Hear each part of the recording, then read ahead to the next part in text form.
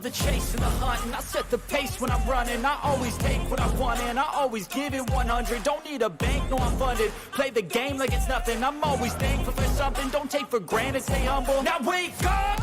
It's time to look at the enemy. Look in the mirror if he is no friend to me. It's not working out, maybe it's the chemistry. It's time to break up so I can make a better me. Better believe in your mind, cause it's everything. You can mold, shape, find almost anything. All it takes is some time and some clarity to find your identity. It's mind over everything.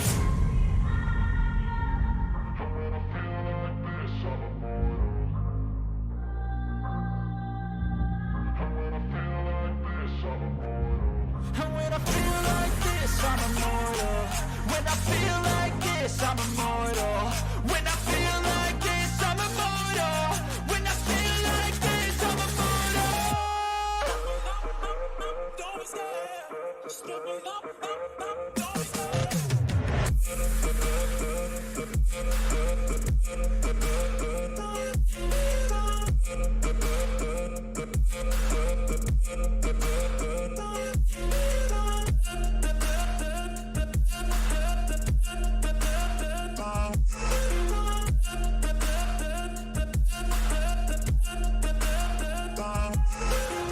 I'm so gone, no I'm never turning back. I won't stop, I'ma fight until there's nothing left. It's so on, you're gonna be hurting bad. Cause I've been to hell and back. You don't wanna make me mad. I stay strong, you will never see me crack. And if you get in my way, you're gonna feel the wrath. Gotta say it to my face while he's looking back. Mirror breaks after math, when I hate I attack.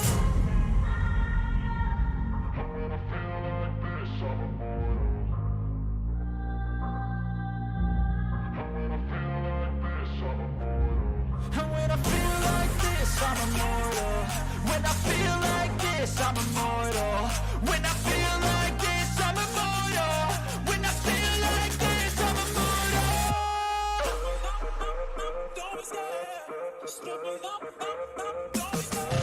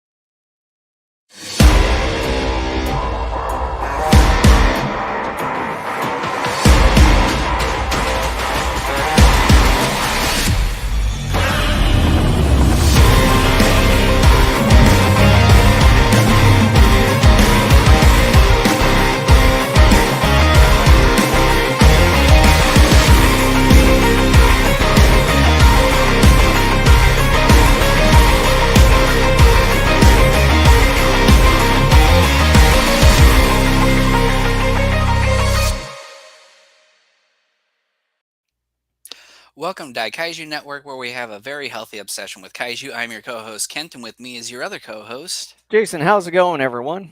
And so here we are, returning again to Kamen Rider. This time we are covering 3 more episodes, episodes 16 through 18. But before we dive into that, I just want to say that starting next month, in celebration of Kong's 90th birthday, we're going to have another Kong month. It's going to be the first time in 10 years that we've devoted the entire month of March to Kong. The plan for that is 2 weeks from now, we are going to have a podcast where we're going to discuss just Kong. I mean, we're going to discuss his legacy. We're going to discuss his movies. It's basically going to be a potpourri type hmm of episode where anything goes. I intend on 7-part documentary on the original of it that came with the DVD set I bought. Gosh, it was like maybe 2003, 2000. I actually haven't watched that entire documentary series, so that'll be interesting. And then 2 weeks after that, we're going to do our first commentary of the year, which will be Son of Kong. And that'll wrap up our month-long celebration of 90 years of the big. Hard to believe because it just seemed like yesterday we did the 80th anniversary, but that was obviously 10 years ago. I know it's crazy how time flies. I remember I think about that period every once in a while. It's always the King Kong side. I'm like, man, it Yeah. seemed like maybe a year ago, but no, that was like 10 years ago. And I remember we did the commentary on Peter Jackson's King Kong and Yeah, downstairs in the parents' basement, just with yeah, the card table you were and on break, I was set on break. everything up. Yeah, Actually, I had already graduated, so I was just visiting. yeah. So, anyways, as far as the housekeeping part, if you see a, subscribe button down below the video, wherever you're watching, make sure to hit that subscribe button as well as the like button. And you can also find us everywhere, all in one place at our link tree URL displayed there, /Daikaiju Network, and video platforms, obviously YouTube, Twitch, Rumble, Facebook Live, and as well as Odyssey. And we're also on audio platforms, Spotify, Apple Podcasts, Google Podcasts, iHeartRadio, as well as TuneIn. And you can find both video and audio versions of our episodes at our own website at daikaijunetwork.com. All right, so unless you have something else you want to add, we can dive right into more Common Rider. Well, I think there probably was something, but I can't recall that I can really think of. I don't know if you stumbled across any recent um, kaiju related news, kaiju tokusatsu related news. I have fan theories and fans trying to make an argument for a particular type of kaiju that either will or will not be the villain in the upcoming Godzilla and Uh, Kong movie, and as a result, to me, that's not news.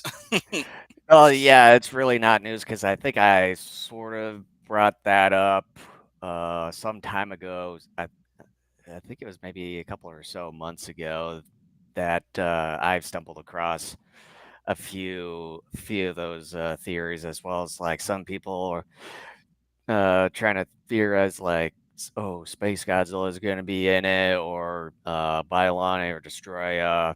I mean, Destroya could be one of those feasible ones, especially with the oxygen destroyer, but who knows? Well, the funny thing was is I saw, someone posted a video, and I don't even bother wasting my time, with them, but someone of why Destroya could not work, and it would had something to do with things that took place within it, but I just read the little description.